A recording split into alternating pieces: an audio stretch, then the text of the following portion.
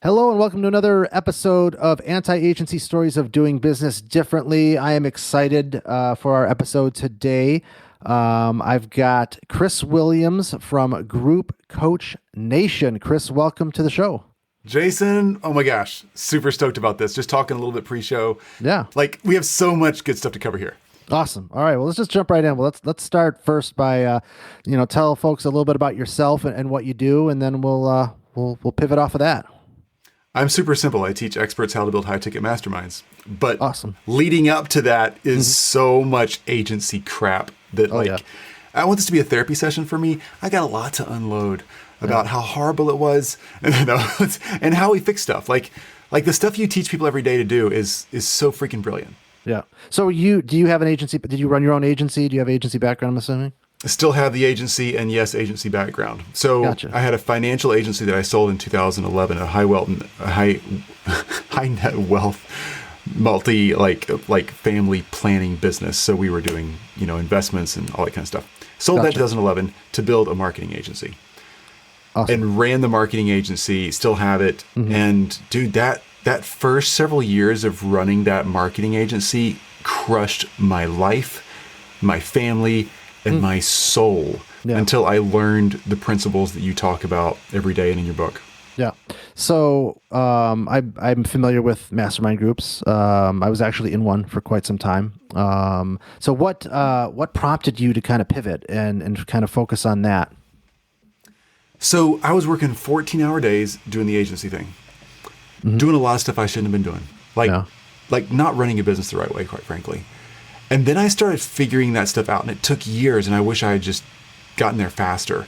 But started figuring things out, and all of a sudden went from 14-hour days, ultimately down to 4-hour days, and now maybe an hour and a half a week that I check in on that business if I'm not like traveling somewhere. Yeah. Because systems and processes and teams and just stepping away from all of that freed me up. So what happened is I went from that to having a lot of free time, sitting at Starbucks a lot during the day, paddleboarding, traveling, whatever. And people started asking like, okay, Chris, what's going on? Like, are you unemployed? Did you lose your job? Are you selling drugs? Like, how are you doing this stuff? So I started realizing, people want to know how I did this. Much like you. People want to know how you got successful. For sure. And why you have time to podcast now. And I started realizing I could sell the information. So I started selling it by the hour, go meet with them, get on a Zoom call, whatever. And then I started working 12 to 14-hour days again because I was selling my time by the hour. Making a ton of money, but didn't work. Yeah. So then I thought, well, I'm going to make some e-courses, do the book, do all that kind of stuff. Man, 5 years into that process, you're way more successful than I am. I just could not make that work. So I was in a mastermind in Boise, Idaho, about 40 people. And they asked me the same questions. I told them the same story. And they were like, dude, how's the mastermind? I was like, love it. Been here 30 minutes. Been great. Like, no. How's your mastermind? I was like, I don't have a mastermind. I'm trying to sell information like you guys, just copying what you're doing.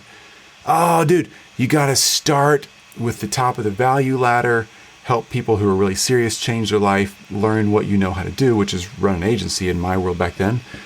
And off to the races you go. So 7 weeks later, I had a mastermind. First one, sold out. Just because I flipped the switch the other way around. I started selling the top rung of the value ladder. And everybody listening and watching right now, like, you've got something between your ears that somebody else wants. And I don't mean the zombies. I mean, people want your information. Yeah. Like, you can do a mastermind or write a book or just follow Jason's lead. Like, learn how to get out there and start influencing people with your awesome knowledge. And follow people who've done it well before you. And go after the highest ticket stuff you can. Like, get paid what you deserve to get out there and share your information. Well, there's two parts here that I think are super disruptive and really interesting that I want to kind of zero in on. And the first, so the mastermind thing totally makes sense, and I want to get to that eventually. But the first thing that I think is super interesting that I think I have certainly been able to experience and that you kind of touched on is how if you're in the agency game and you're running your agency, and I saw this in mastermind groups that I've been a part of, is that as an owner, how you remove yourself from the business enough to be able to free up your time to do some of those sorts of other things. And for you, for people, that might be a book, it might be a podcast, whatever that is, to kind of live that life of freedom. One of the big things, one of our core values of the agency is freedom. The whole reason I started business was because I wanted control of my life. I wanted to work when I wanted to work, where I wanted to work. I don't want to sit in a bunch of crappy meetings that slowed everything down, bad managers, long commutes. I mean, just stuff that drags you down. I wanted to control my life, and I wanted to give that to other people. And I was able to do that. And I was able to then take it to the next level, which is remove myself from the day-to-day operations of the business, So, just from you, like, how were you able to do that? Like, what are some of the things that kind of come top of mind that allowed you to transition from being in the thick of the business, going through the grind, and being able to remove yourself? Like, what are some of the steps or things that allowed you to kind of get to that place? Where it started for me was some artificial pressure I had to put on myself, because it's not like, for those of you who are watching this on video, if you're just listening in, I'm a tall, skinny guy. It's not like me, Chris Williams, wanting to go be an NFL linebacker. I would die, like physically get squished in the first 5 minutes of a practice. I can't do that. I can't accomplish that. I can't manifest myself into that. But when it comes to like getting your life back in order and running a business appropriately, you can. Like, it's a set of tools and processes and determination to get it done. So you all have a friend somewhere out there who had some major illness, or a family member did, and they had to cut back their work hours and only could work half days. And all of a sudden they did it, and they probably started making more money. I just made that happen artificially. So what I did, Jason, is every day I got my iPhone. This is back like iPhone 3, if I think about it. But these things are still on my phone now. I have all these alarms set up every 20 minutes, starting at 10 p.m., working my way backwards. So I was working 14-hour days. So let's say I was going to come home at 9 o'clock that night and miss out on everything with my family. Every day, 5 days a week, I moved a timer back 20 minutes. So if I came home at 9 o'clock on Monday, it was 8:40 on Tuesday, 8:20 on Wednesday, 8 o'clock on Thursday, 7:40 on Friday. The next week it was 7:20, then 7. You get the idea.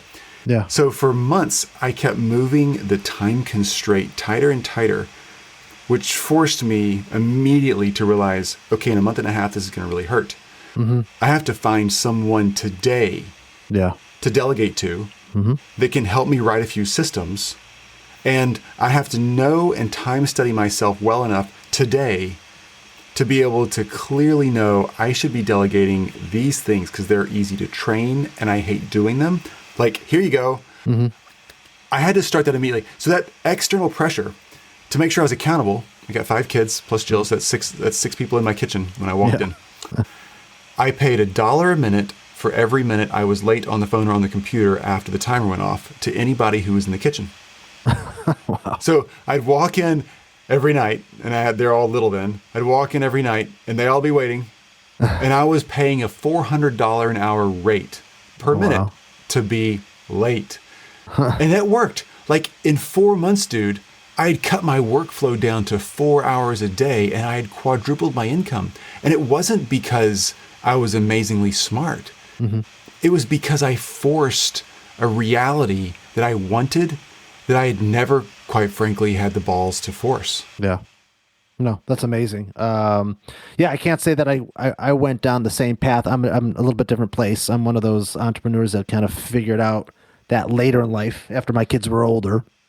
But that's really interesting because I think that's one of the things. Everybody's different in terms of their path. Like, some people are going to have the 5 kids in the kitchen and they have, that's a very different, life than somebody that, maybe is later in their life that doesn't have the kids, and maybe they have a little bit more time to work with. So it's not the same for everybody, but that's a really interesting way to kind of get there. I would imagine too, part of it, and I know if this was the case for me, is it's not just only about, managing yourself, but in order to kind of take that leap, you got to surround yourself with amazing people, that can take on some of those responsibilities.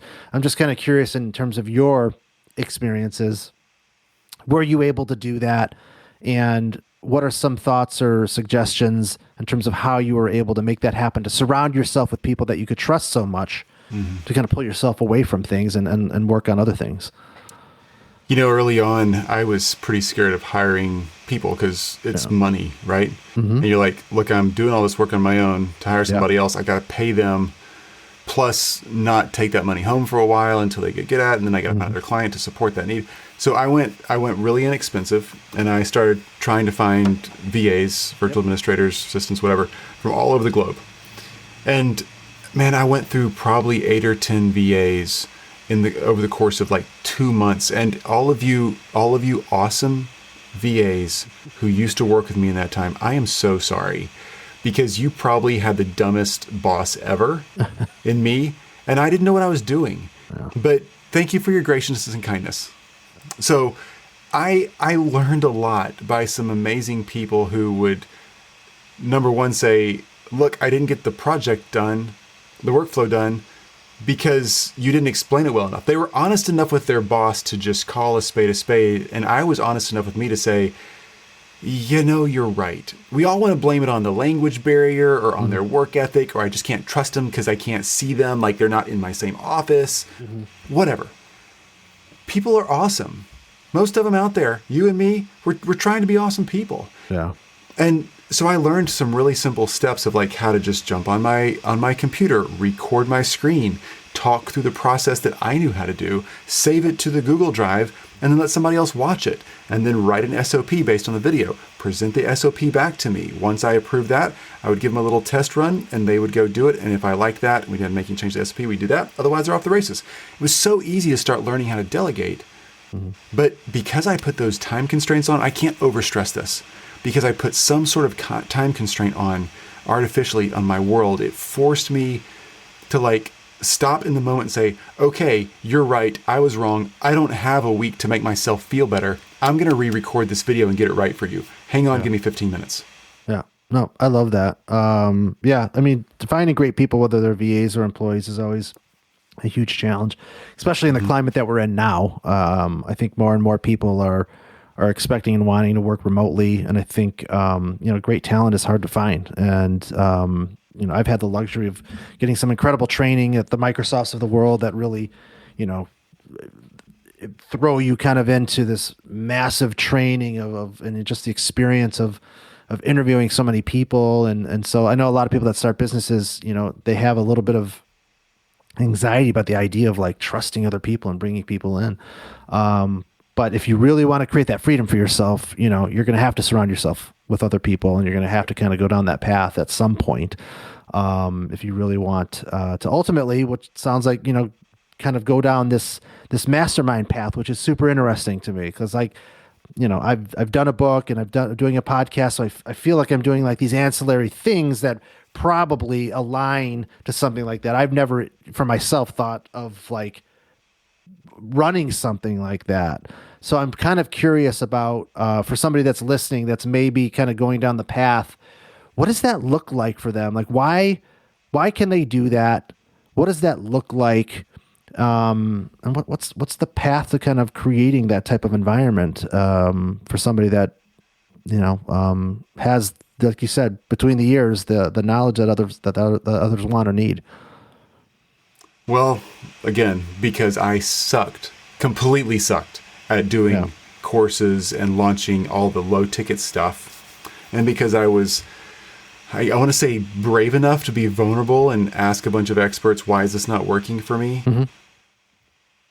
Doing a high ticket mastermind, or starting, high ticket's so relative, but charging more for my information to a smaller number of people and actually working with them in a small 10, 15, 20 person group, a mastermind, helped me really accomplish so many things. So my first mastermind was actually teaching people how to run their agencies effectively. For a couple of years, we ran that mastermind, different groups to it. And 56% of those people over time asked, hey, will you just teach us how to build a mastermind? We like this too. So we started doing that. So now all we do is teach experts how to build masterminds. We don't teach people how to run agencies anymore.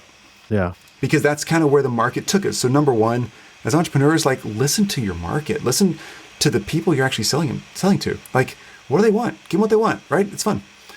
Number two, the logistics of running a mastermind, it's so little time and so simple that it's become a really cool thing in our world, in our business model.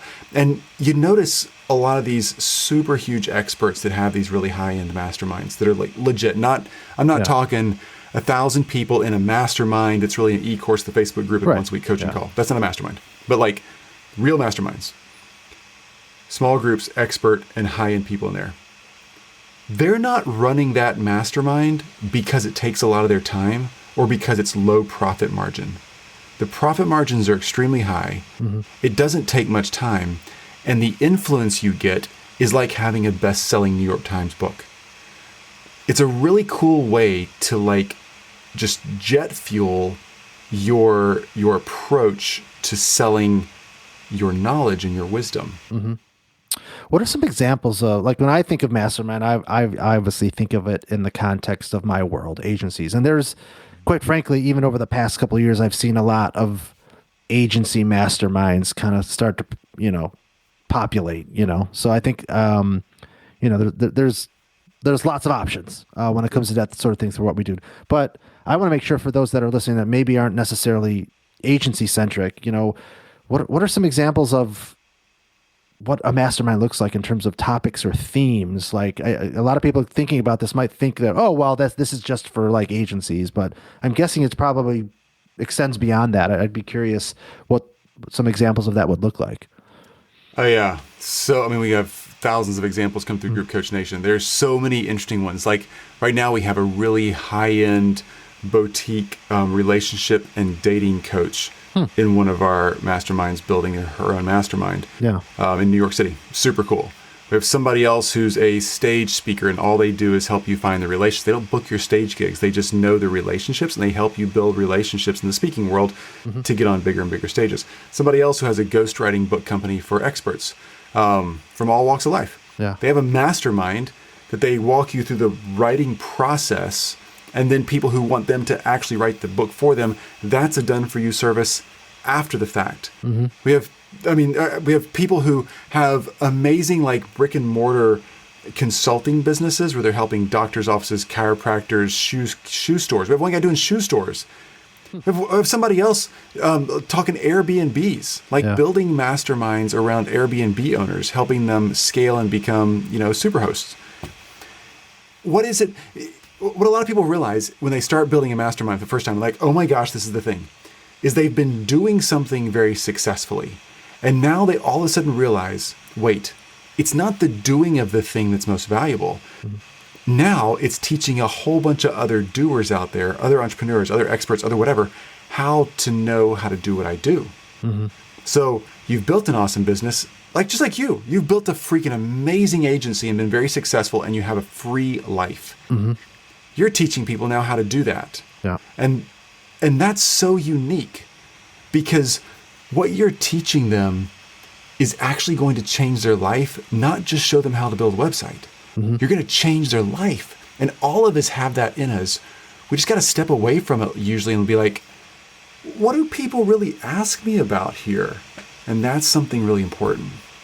For those listening to, some might not fully understand or conceptualize, what a mastermind consists of. So just at a relatively high level, let's say I'm somebody that's a thought leader and this is of great interest to me. And what does it look like logistically? Like I have a vision of it just because I've experienced one. And it basically was a mix of mostly, because especially in a virtual remote world, most of it Slack based, you're in a Slack community and you're able to communicate and then it was, scheduled calls and then maybe a mix of maybe once or twice a year, an actual in-person event where you come together and share best practices. So those are the elements that when I think mastermind, that's what it consists of. Is that pretty consistent with what you have seen and have taught, or are there other elements as well, just to kind of give people an understanding of like, these are the elements that typically, fuel a mastermind experience? Okay, so let me just peel back a little bit of that for a second. Let's just compare masterminds to apple pies for a second, because obviously there's so many, similarities. So you just described an apple pie as crust, some filling, some apples, a set of ingredients in a tin round plate, stuck in the oven and cooked for a certain amount of time, and you might want to add some ice cream. That's the nuts and bolts of some options, a Slack channel, a Zoom call, an in-person, whatever. For all of us thinking through how to start our first mastermind or build and scale one we already have, take your mind away from the tools and the locations for a second and just put it into the apple pie. When you're at an old person's house and you have apple pie that they made and they've been making for 65 years, you don't actually think crust and, by the way, what kind of tin plate did you use? You think, holy fill in the blank. Oh my gosh, I've never had anything like that before. That's a mastermind. Yeah. A mastermind is a really well curated group of people wanting to achieve the same goal or result, led by an expert who's good at putting the right people in the room and guiding them through a process. But it's the people, it's the filling that make it amazing. The masterminds I'm a member of as a student and the masterminds I lead, it's never me as the leader or the leader I hire in a mastermind I'm a student of. Yeah. It's always the people in the room. And a well-run mastermind is a collection of people, small collection, going through a process or going through a set of relationships or going through time together to achieve a certain result with an expert who knows how to let the group do the major work.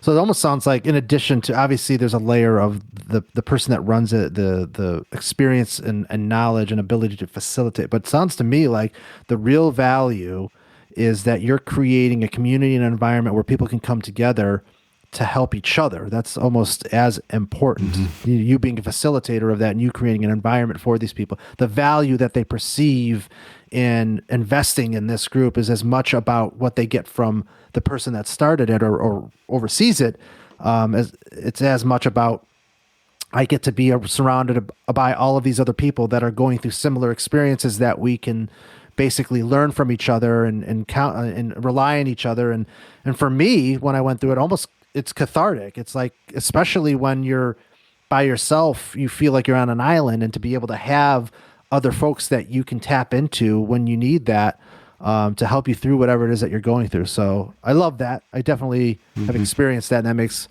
a whole hell of a lot of sense in terms of that. I think one of the questions that I can imagine somebody listening to this would think is, and it's very, I guess it's tactical, but I can imagine them thinking it, because anytime you kind of, like, when you think about starting a book, like, oh my God, how am I going to write this thing, and where am I going to find the time for this, and who's going to buy it, and how they're going to find it. And when I think about, somebody taking that leap into maybe considering starting a mastermind group, assuming they're ready and they have the wherewithal to do that,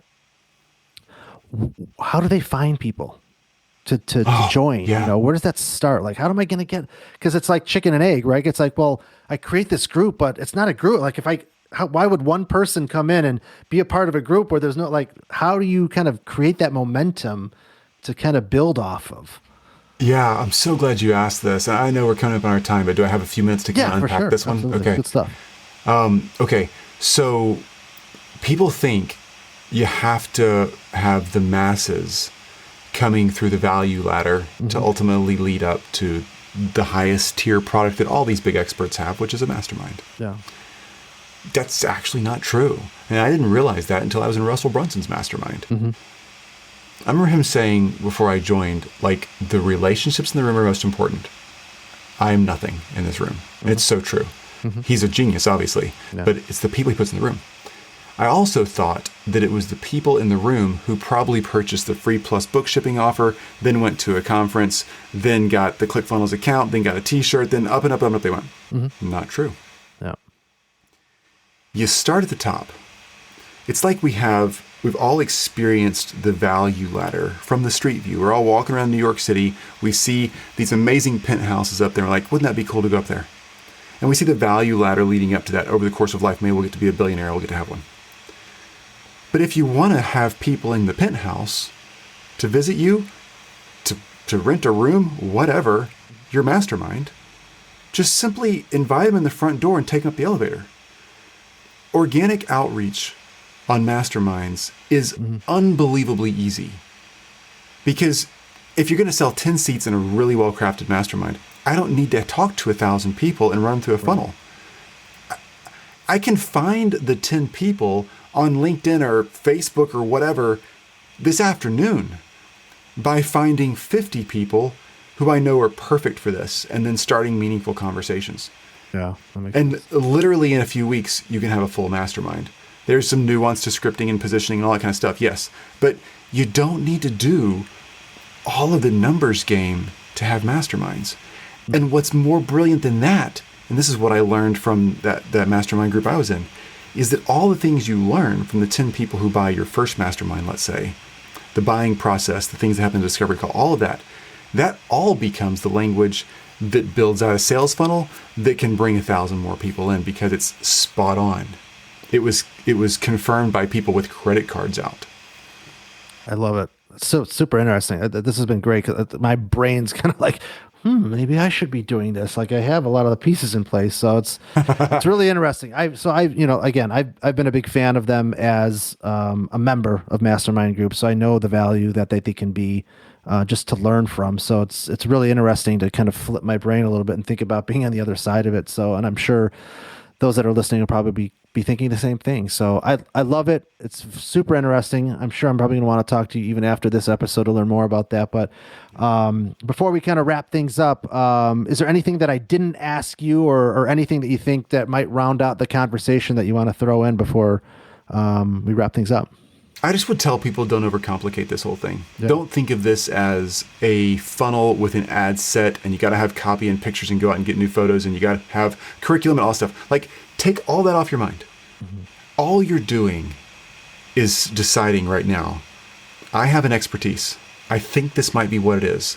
Yeah. And then do this. Go to groupcoachnation.com. That's our website. Go to the groupcoachnation.com website and look for, like, I think it's in the beginner section.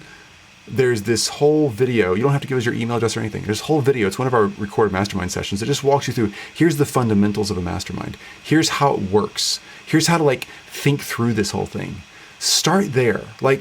Just start there. It'll help you get your brain around if this is right or not for you. I love it. I know you just briefly mentioned it, but where can people find you and find your awesome stuff to learn a little bit more about all this? groupcoachnation.com. The social links, everything else stems out from there. Just go to groupcoachnation.com, dive in, and get yourself figured out. We got you. Awesome. Well, Chris, thank you so much for carving out some time today. Super interesting stuff. Really appreciate you being on the show. Man, so glad to be here. And all of you Jason fans out there, right? All for you. Right? This is awesome. Yeah, no, I appreciate that. Thanks again, Chris, so much. And for those of you listening, thank you for listening. Please like, share, subscribe. Thank you for listening, and we'll catch you on the next episode of Anti-Agency Stories of Doing Business Differently.